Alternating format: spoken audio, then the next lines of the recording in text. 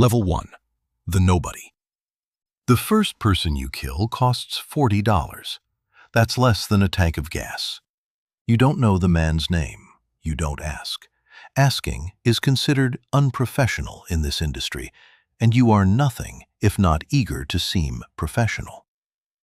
You are 19 years old. You owe 3 months of rent, and someone handed you a phone number and said the word easy twice. Nothing about it is easy, but you do it.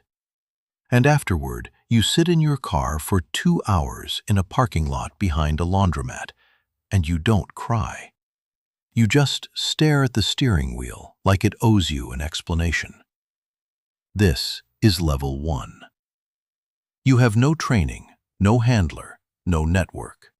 Your weapon is a second-hand pistol with a grip tape that keeps peeling off, which says everything you need to know about your current career trajectory. You do local work, neighborhood disputes, debt collection that went past the point of collection. The people who hire you are small-time. They pay in cash, sometimes in installments, occasionally in things that are not cash at all. You take what you can get. Your operational security is essentially non-existent. You use your real phone. You drive your own car. You park directly in front of the location like a man delivering a pizza who also happens to be committing a felony.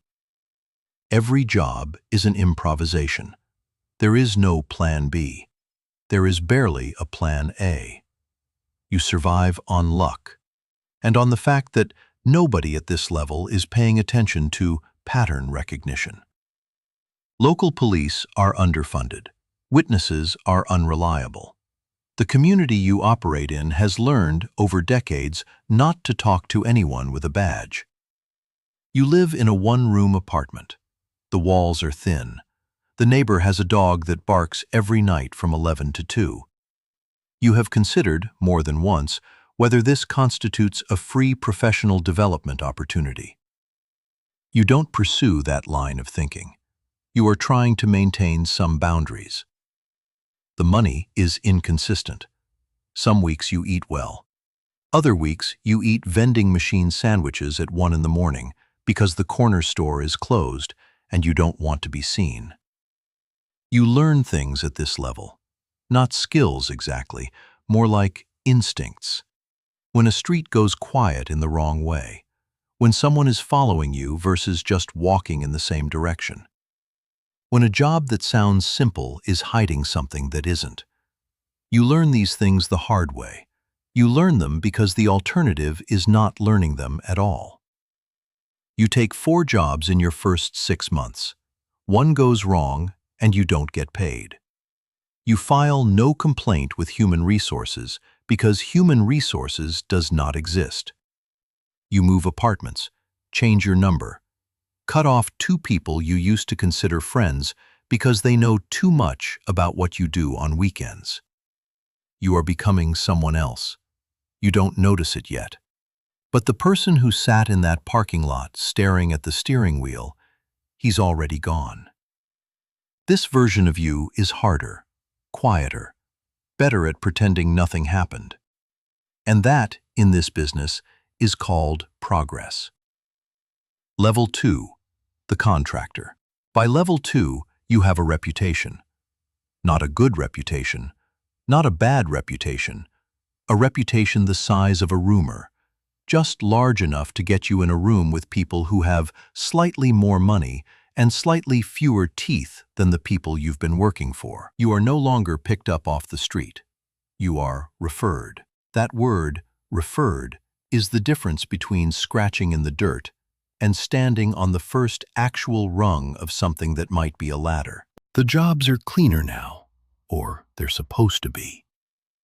You have a middleman. His name is something generic, a name like a placeholder, a name that sounds invented because it is. He passes you information in a format that has been clearly discussed and agreed upon in advance. A location, a window, sometimes a photograph. He does not say good luck. He does not say anything warm. He ends every call like he's wrapping up a conference call about quarterly reports. You respect that. You emulate it. You buy your first piece of actual equipment. Not a hand-me-down. Something chosen, purchased, maintained. You learn what maintenance means for the first time in your life. Not just cleaning, ritual. The kind of attention you pay to a thing when you understand that your survival is threaded through its performance. You spend more time caring for this object than you have spent caring for anything in years. This is not something you examine closely. You start studying. Not formally. Nobody hands you a curriculum. But you begin reading about forensics. Not because you're interested in forensics, but because you are interested in what forensics finds, and more specifically, in never being what forensics finds. You learn about trace evidence, about how fabric leaves fibers, about how a shell casing is as good as a fingerprint if the right person finds it. You start dressing differently for work, moving differently. You develop the habit of looking at a room when you enter it.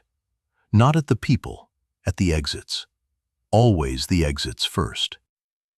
It becomes automatic within 3 months. You do it in grocery stores. You do it at family dinners. Your mother notices and says you seem distant. You tell her you're just tired from work, which is technically accurate. The money at level 2 is real money.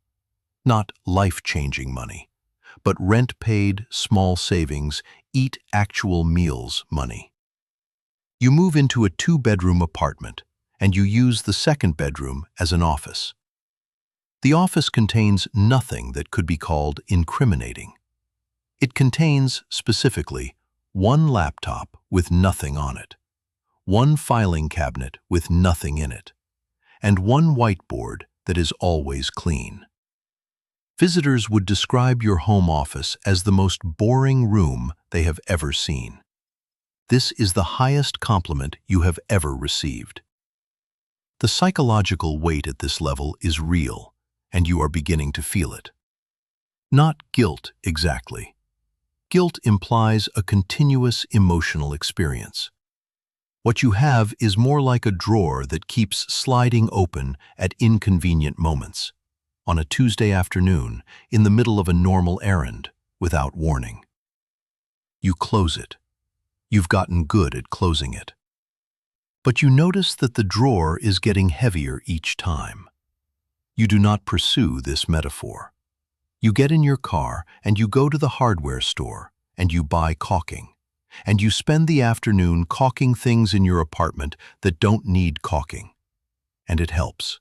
And you don't ask yourself why. You turn down 2 jobs at this level. The first because the target is a woman with a child and you have a line somewhere, and you find it by standing at its edge. The second because the job smells wrong. Too much money for too little information, which is never a math problem with a good answer. Turning down work is a skill. Nobody tells you this. Nobody tells you that the ability to walk away from money is one of the things that will keep you alive. But you figure it out. And the people above you, the people your middleman works for, they notice.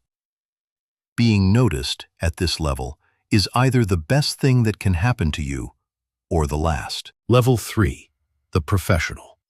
Level 3 begins with a meeting in a hotel bar at 2 in the afternoon, which is either very sophisticated or very sinister, depending on which side of the table you're sitting on.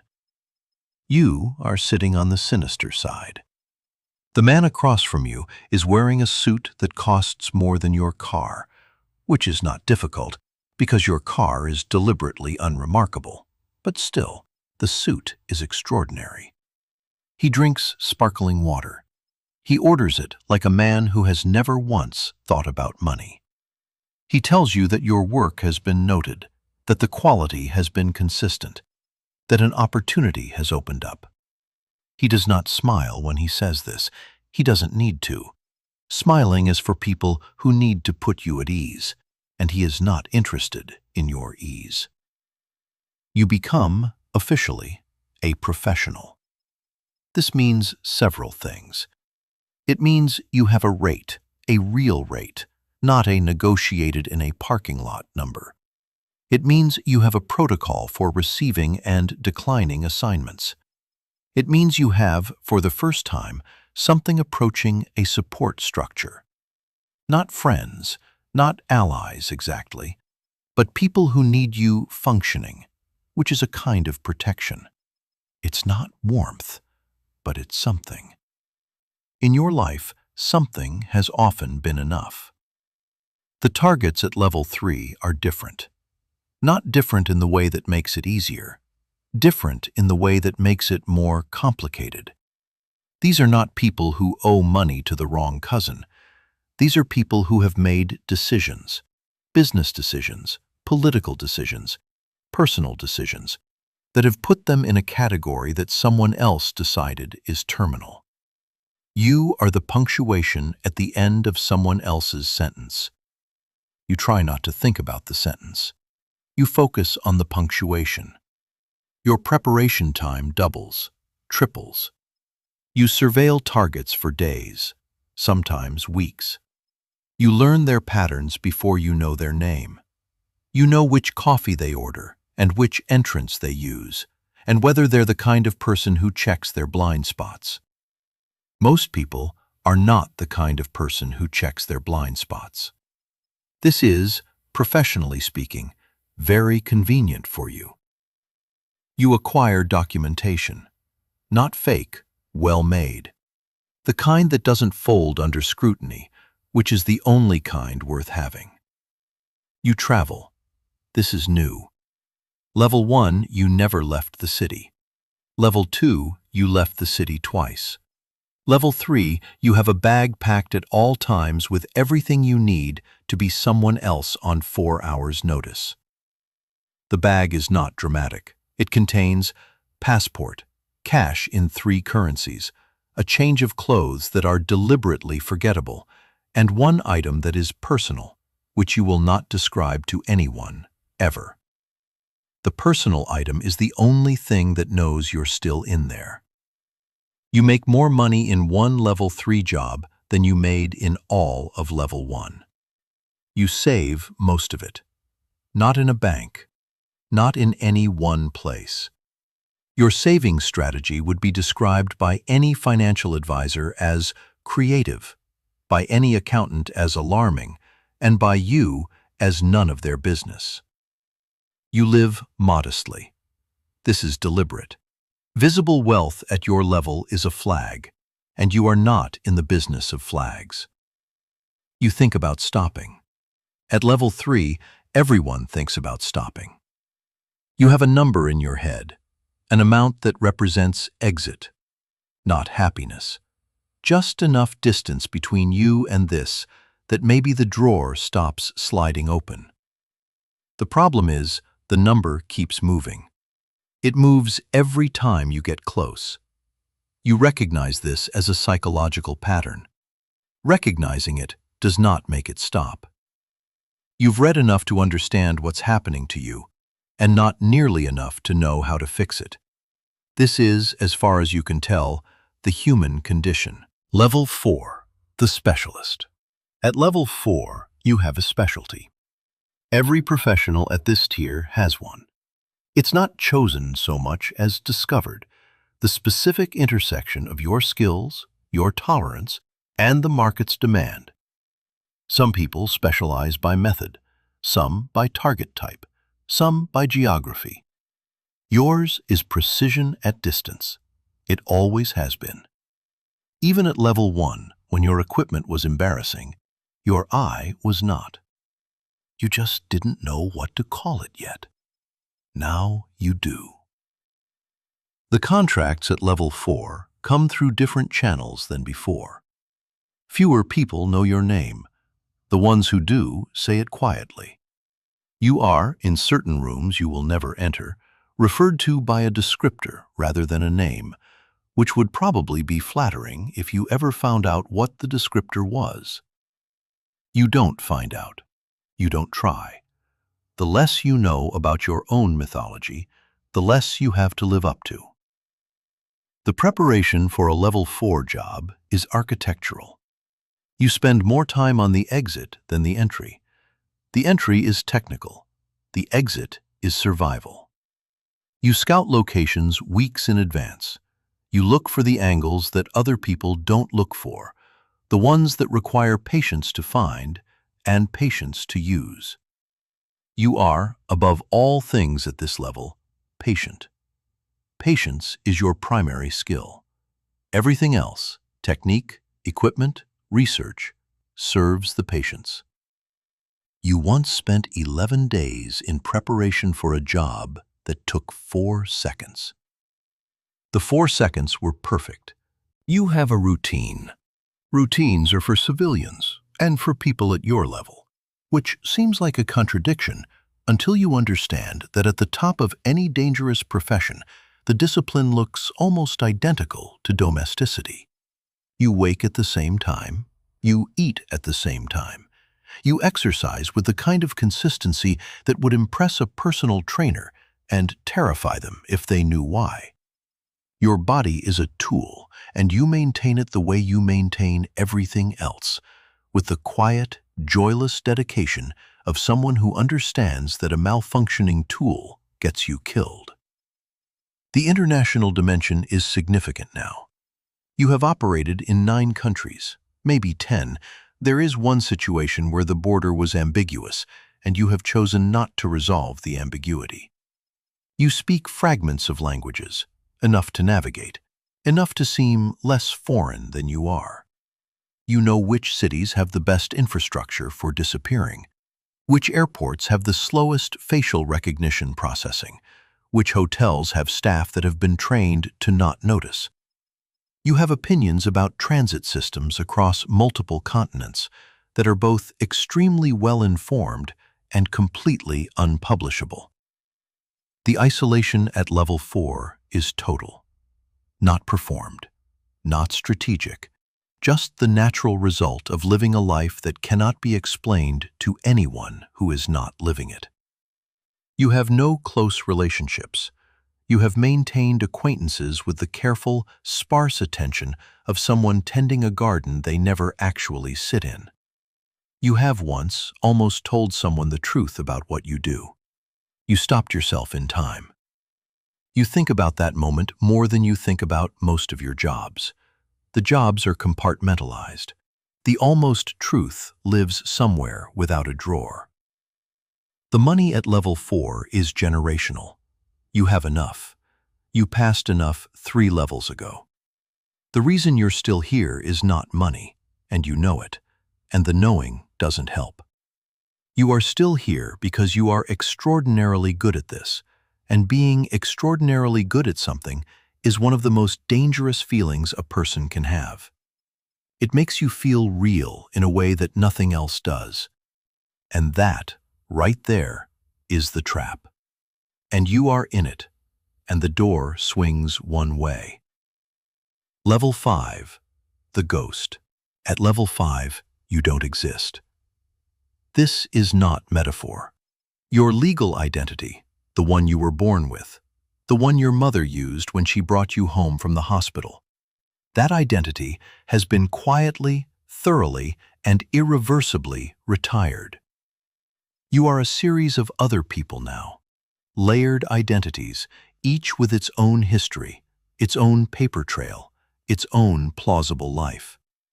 You maintain them the way an actor maintains characters, except the stakes of breaking character are not reviews. The stakes of breaking character are considerably more permanent than reviews. The clients at level 5 are institutions, not people, institutions. Governments, sometimes, the parts of governments that are not in the budget. Corporations, sometimes, the parts that are not in the minutes. Private interests with long memories and longer reach. The authorization chain for your contracts is so long and so deliberately obscured that tracing it would require the resources of a small intelligence agency. Sometimes a small intelligence agency is what hired you. You don't think about this. You have made a professional commitment to not thinking about this. The targets at level 5 are not private citizens. They are, or were, people of consequence. People whose removal changes things. Sometimes small things. Sometimes, years later, you read about a political shift, an economic event, a regime that fell, or a peace deal that didn't, and you do the arithmetic quietly in your head, and the arithmetic sometimes adds up to you. You do not feel powerful about this. You feel like a variable in an equation you were never shown in full. Which is, when you think about it clearly, exactly what you are. Your operational security at this level is a work of art. If paranoia were a competitive sport, you would be the undefeated world champion in 3 weight classes. You use communication methods that would require explanation to most security professionals. You rotate locations on schedules that have no discernible pattern. You have contingency plans for your contingency plans. You have a protocol for what happens if you are burned. A sequence of events that begins with walking away from everything you own and ends somewhere that no one has looked. You've rehearsed it, mentally, repeatedly. You hope you never need it. You fully expect that one day you will. The psychological architecture of level 5 is unlike anything below it. At level 1, you felt. At level 2, you learned not to feel. At level 3, you replaced feeling with analysis. At level 4, you replaced analysis with routine. At level 5, you have arrived somewhere past all of that. A place that is very quiet and very clear. And, if you are honest with yourself, which you rarely are, very lonely. Not lonely like a person at a party who doesn't know anyone, lonely like a frequency that nothing else can tune to. You are the only person who knows what it's like to be you. You have hobbies. This surprises people who imagine your type, though of course nobody imagines your type because nobody knows your type exists in this particular form. You read. You cook occasionally, when you are somewhere long enough to have a kitchen. You have strong opinions about coffee that are completely disproportionate to their importance, and you indulge them anyway because it is one of the last things that feels like preference rather than calculation. Small pleasures, small anchors, the things that remind you that you chose this life rather than the other way around, even when that feels increasingly like a story you tell yourself. Retirement at level 5 is not a conversation. It is a problem. People at your level do not retire. They are retired. The distinction is significant. The organizations that use you are not interested in the concept of a very competent and very quiet person walking around knowing what they know. You are aware of this. You have been aware of it since level 4. The plan you are working on is not about saving enough money. The money is saved. The plan is about becoming, somehow, less known than you already are. About disappearing so thoroughly that even the people who know you exist lose the thread. You work on this plan the way you work on everything. Patiently, thoroughly, with the understanding that one mistake ends the story, and with the knowledge settled deep past the drawer, past the almost truth, that you started this at 19 years old for $40, and all of it, every level, every job, every country, every identity, led here. To a quiet room, a coffee you care too much about, and a door you are trying to find. Just like the first night, in the parking lot behind the laundromat, the steering wheel still waiting for an explanation you still don't have. Comment below. Which level was the point of no return?